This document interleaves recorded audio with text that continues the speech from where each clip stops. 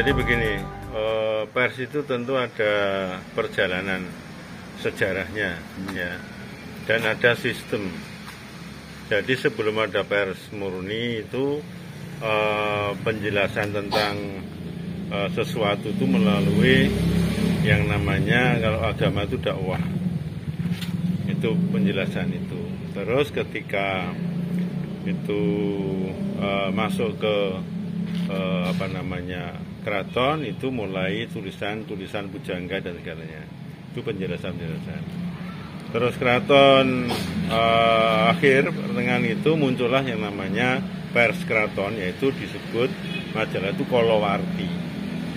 Kolowarti itu pers yang dikeluarkan dari keraton, yaitu menyangkut dengan penjelasan masalah kerajaan dan sekitarnya.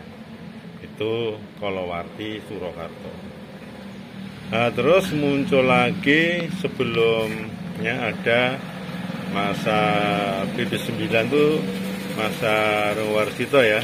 Itu ada Bro Martani. Bro Martani itu koran wujudnya. Nah, di situ Ranggawarsita menjadi pengisi rubrik, ya. Tetapi oleh Belanda dicurigai karena menghasut rakyat, sehingga dia dikeluarkan dari Bro Martani. Nah, akhirnya setelah berjalannya Bro Martani yang Ranggawarsita dipecah itu tetap berjalan. Perkembangan zaman kelakone masa BB10 ada Kolowarti, terus akhirnya masa Republik itu muncullah pers nasional. Isinya hampir mirip, tetapi lebih mudah dibaca oleh khalayak. Soalnya masa pujangga itu dengan puisi, ya. Masa BB10 baru berbentuk tulisan Latin, tapi juga ada Jawa. Terus masa pers nasional ini lebih ke nasional, sehingga rakyat mudah memahami tentang bagaimana perjalanan bangsa ini. Ya. Kalau zaman kerajaan dulu itu isi dari medianya apa aja, Di? Ya, itu tadi isinya tentang pengumuman masalah aturan orang berusaha atau dagang, aturan orang menjalankan bisnis, tentang bisnis angkutan. Dulu sudah ada, Mas, rental sudah ada, rental kereta ada, rental ada. Jadi bisnis perhotelan juga itu ada, aturannya ditulis di situ. Biasanya di Kolowarti itu dimunculkan adanya peraturan-peraturan supaya khalayak ramai tahu, itu Kolowarti. Artinya cuma sebatas pengumuman-pengumuman gitu aja, ya? Ya, enggak. Ada juga yang tentang sejarah, tentang cerita tentang keraton sentris dalam hal mengajar tentang bagaimana keraton ini jadi pusat ideologi atau juga pusat pengetahuan. Untuk masa edarnya, apakah itu berkala atau cuma sesekali gitu aja? Oh, enggak, berkala itu. Masa edarnya berkala. Selama berapa hari berkalanya? Ya, itu ada yang mingguan, ada yang bulanan. Itu. Kalau kita lihat dari bentuknya. Gusti sendiri kan pernah memiliki media atau Gusti?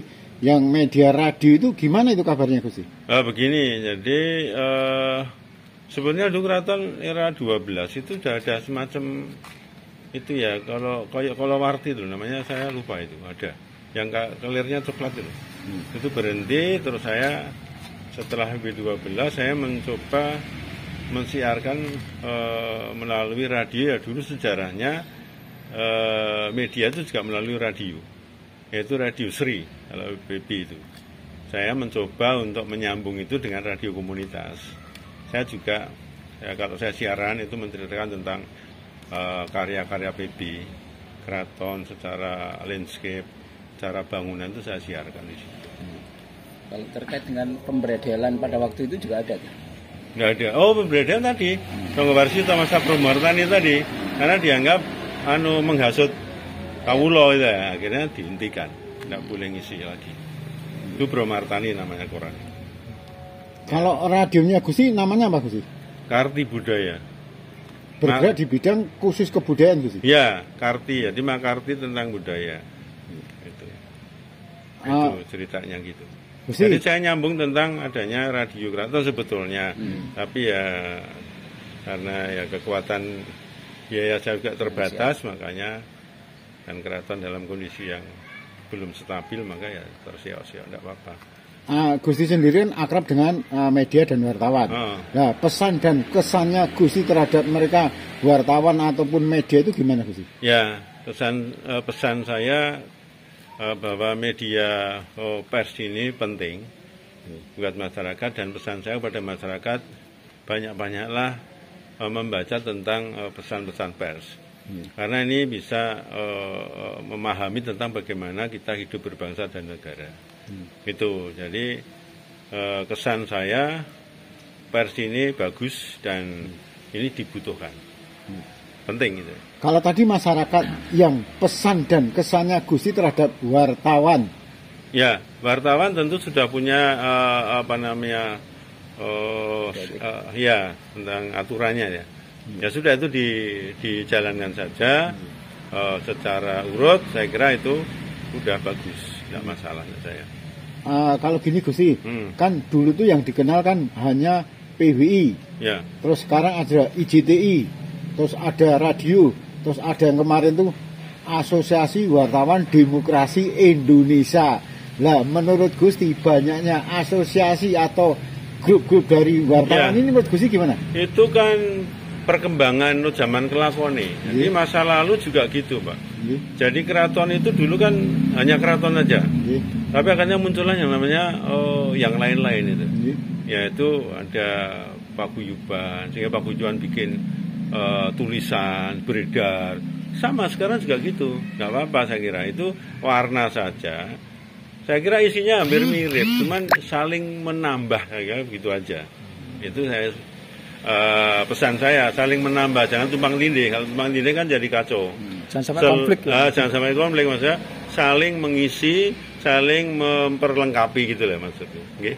Jangan sampai konflik. Ya, tapi kalau konflik. Kenyataannya sudah terjadi konflik gimana? Itu kita meredam diri. Udahlah, kita nulis yang lugas-lugas saja, nggak usah dilanjutkan konfliknya.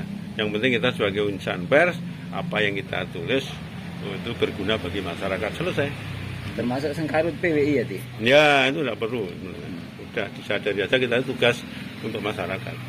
Berarti tidak perlu terjadi dualisme PWI gitu, Ti? Ya harusnya begitu. Ya. Oke.